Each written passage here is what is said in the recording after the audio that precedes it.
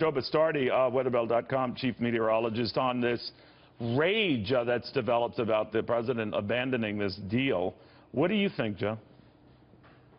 Well, first of all, to paraphrase President Clinton, it's about the economy, intelligent viewers of Neil Cavuto. That's what it's about. And this whole climate change issue, to me, is a smokescreen for various things that are going on.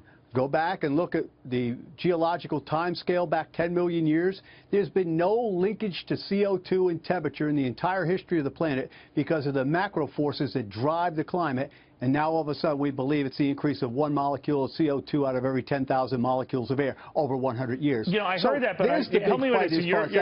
Could I add a dumb question? I've heard that argument too, and that one of the things that comes up is everything changed with the advent of the Industrial Revolution in the late 1800s.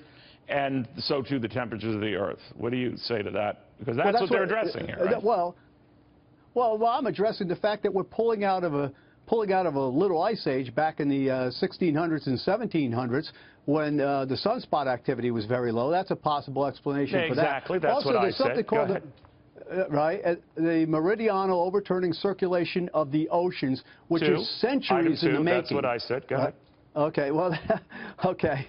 So you have these giant forces, including the design of the planet itself, where most of the land is in the northern hemisphere, most of the ocean in the southern hemisphere. It's rotating around its axis. Remember, the oceans have 1,000 times the heat capacity of the air. But let's get to the whole crux of the issue here, which is the economy.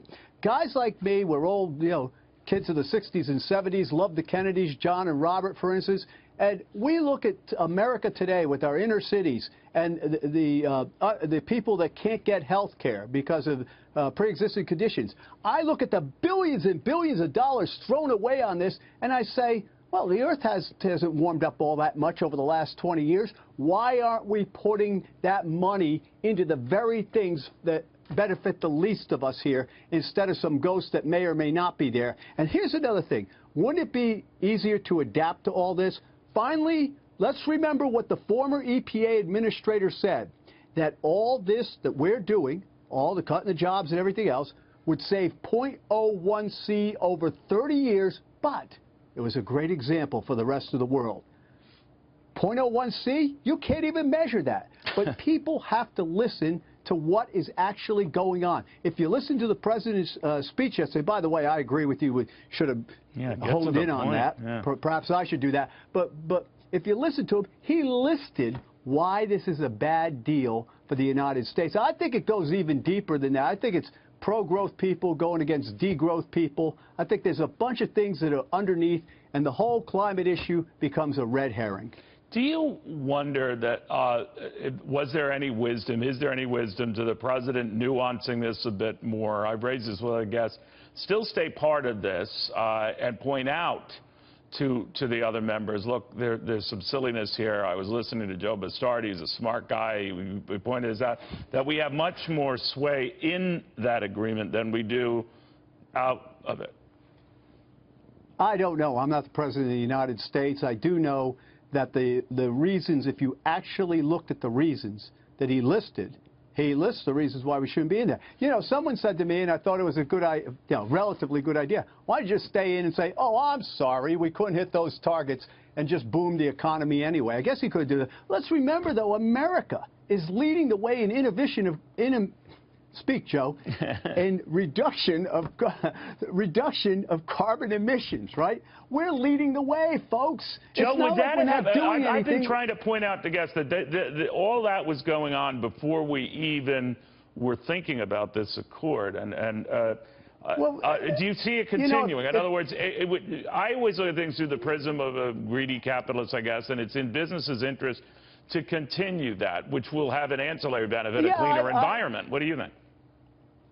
I absolutely agree with that. Well, I love all forms of energy. If you told me eating Cheetos and snapping your fingers produces cheap energy, I'm all for it. I got to supply the forecast for it. But we are going to continue to do that because that's the great thing about capitalism. People keep yelling and screaming how bad it is and everything else.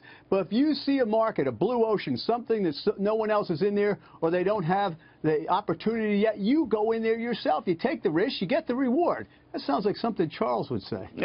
You know, Joe, a very smart meteorologist and very smart on issues concerning the environment. Well, do you ever feel, I think I've asked you this before, when you're up against, it's the science, too, but it's incontrovertible, it's undeniable.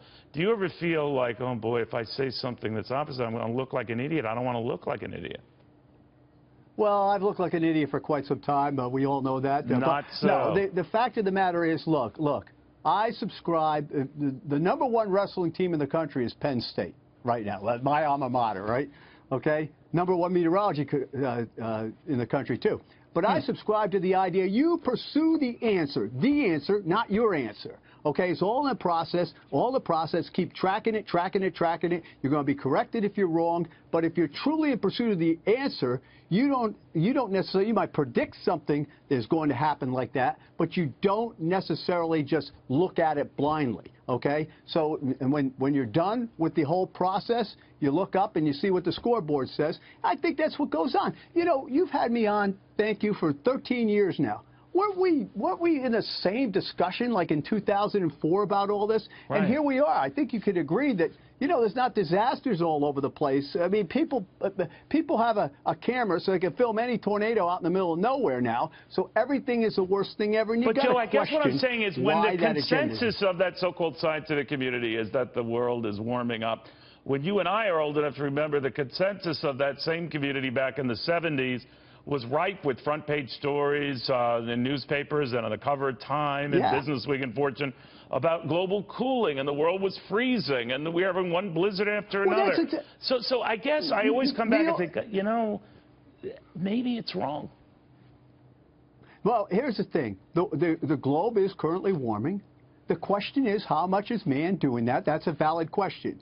Second question is it worth the draconian handcuffs that we're putting our society, okay? And the third question is, isn't it just easy to adapt and progress? That is what man has done. He's adapted to all the challenges and continues to progress. That's what we do. You innovate, you make money off it, and you know, a lot of people still like doing that. Yeah. And so you move on. But, you know, it's not like a guy like me doesn't say, I've got a lot of good friends that I think they're tremendous meteorologists and climatologists that disagree with me. But it's not like it's the end of the world. That's the big thing. A lot of the people on that side think they are saving the world and saving the planet, okay? I don't believe that. I just believe I'm pursuing an answer. And the reason I'm into this stuff is because I have always used climate as the foundation for my forecast. Stand on the past to look toward the present. And, you know, I see a lot of things going on today where people want to erase the past. Yeah. And that, of course, leaves you susceptible to whatever whim is coming along. Yeah, I just remember they used to laugh at Copernicus because he was going against the prevailing wisdom. They laughed at Galileo, going against, you know, prevailing wisdom. Well, I'm just saying this is because the whole crowd runs one way doesn't necessarily mean it's accurate. Well, that's true, but look, I see their arguments. I look at them all the time. I understand what they're saying. But what's amazing about this, is no one, you know, it's all over. It's settled science, all that stuff. Science is never settled. I mean, gravity's settled, water freezing settled, but anything in the future, I don't think so. It's amazing. Joe, always good having you, my friend. Appreciate it. Be well.